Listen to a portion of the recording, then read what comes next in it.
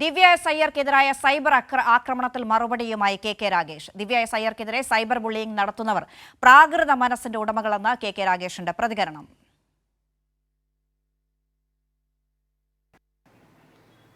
യഥാർത്ഥത്തിൽ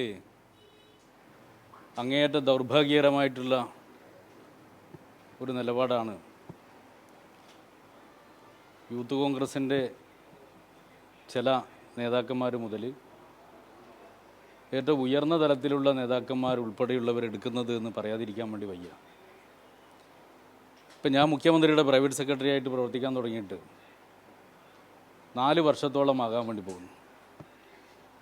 ഈ 4 വർഷത്തിനിടയിൽ എന്നെ വ്യക്തിപരമായി അധിക്ഷേപിച്ചുകൊണ്ട് നിരവധി മാധ്യമ വാർത്തകളും പ്രചരണങ്ങളൊക്കെ വന്നത് നിങ്ങളുടെ ശ്രദ്ധയിലുണ്ടാവും.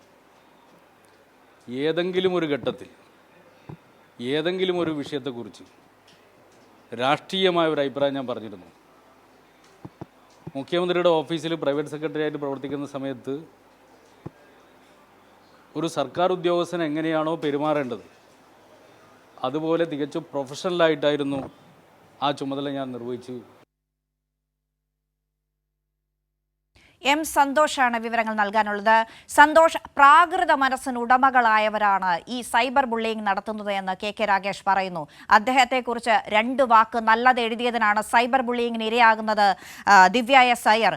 അങ്ങനെയെങ്കിൽ ഈ പറഞ്ഞ കാര്യങ്ങളൊന്നും ദിവ്യ അനുഭവിക്കേണ്ട കാര്യങ്ങളല്ല. കോൺഗ്രസ് നേതാവിൻ്റെ ഭാര്യ എന്ന ലേബലിലല്ല ദിവ്യ എസ് അയ്യരെ പരിഗണിക്കേണ്ടത് എന്നതുമുണ്ട്. മുതിർന്ന നേതാക്കൾ മുൻപേ നയിക്കുന്നവർ, പാർട്ടിയിൽ മുൻപേ നയിക്കുന്ന ആളുകൾ ചെയ്യുന്നത്, പരാമർശിക്കുന്നത് ഏറ്റവും മോശമായ രീതിയിൽ ഈ വാർത്തകളിലൂടെയൊക്കെ ജനങ്ങൾ കണ്ടുകൊണ്ടിരിക്കുകയാണ്. അപ്പോൾ പിന്നെ സോഷ്യൽ മീഡിയയുടെ കാര്യം പറയേണ്ടതേ ഇല്ല. താഴേക്കിടയിലുള്ള നേതാക്കൾ മുതൽ പ്രവർത്തകർ വരെ സൈബർ ബുള്ളിയിങ്ങിന് ഇരയാക്കുന്ന ഘട്ടത്തിൽ ഏറ്റവും പ്രസക്തമായ ഒരു പ്രതികരണമാണല്ലോ കെ രാഗേഷിൻ്റേത്. അന്ന, ഏറ്റവും പ്രധാനമായും ഇതിൽ കെ രാഗേഷ് ചൂണ്ടിക്കാട്ടിയ കാര്യം തന്നെയാണ് ഏറ്റവും പ്രസക്തമായ കാര്യം. അതിൽ CPIM കണ്ണൂർ ജില്ലാ സെക്രട്ടറി ആയതിന്റെ പേരിൽ കെ രാഗേഷിനെ അനുമോദിക്കുകയല്ല ചെയ്തിരിക്കുന്നത്. മറിച്ച് അദ്ദേഹം ഒരു സ്ഥാനം ഒഴിഞ്ഞിരിക്കുന്നു. അത് മുഖ്യമന്ത്രിയുടെ പ്രൈവറ്റ് സെക്രട്ടറി എന്ന സ്ഥാനമാണ് ഒഴിഞ്ഞിരിക്കുന്നത്.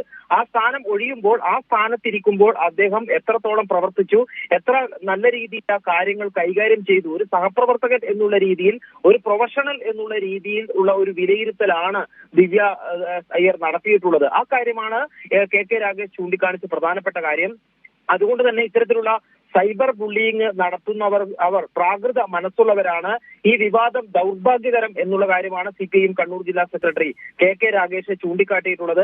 ഏറ്റവും പ്രധാനപ്പെട്ട കാര്യവും അത് തന്നെയാണ്. കാരണം ഈ മുഖ്യമന്ത്രിയുടെ പ്രൈവറ്റ് സെക്രട്ടറിയായി പ്രവർത്തിച്ചപ്പോൾ കെ രാഗേഷിന്റെ പ്രവർത്തന മികവിനെയാണ് ദിവ്യ എസ് അയ്യർ ചൂണ്ടിക്കാട്ടിയത്. അല്ലാതെ CPIM ജില്ലാ സെക്രട്ടറി ആയതിന്റെ പേരിലുള്ള ഒരു അഭിനന്ദന പോസ്റ്റ് ആയിരുന്നില്ല അത് എന്നുള്ളതാണ് ഏറ്റവും പ്രധാനപ്പെട്ട കാര്യം. അതുകൊണ്ട് തന്നെ ഇത്തരത്തിലുള്ള പ്രചരണങ്ങൾ ദൗർഭാഗ്യകരമാണ്. പ്രാകൃത മനസ്സുള്ളവർ ഈ പ്രചരണം അവസാനിപ്പിക്കണം എന്നാണ് കെ രാഗേഷ് അഭ്യർത്ഥിച്ചിരിക്കുന്നത്. അന്ന, ശരി. എം സന്തോഷാണ് കണ്ണൂർ നിന്ന് വിവരങ്ങൾ നൽകിയത്.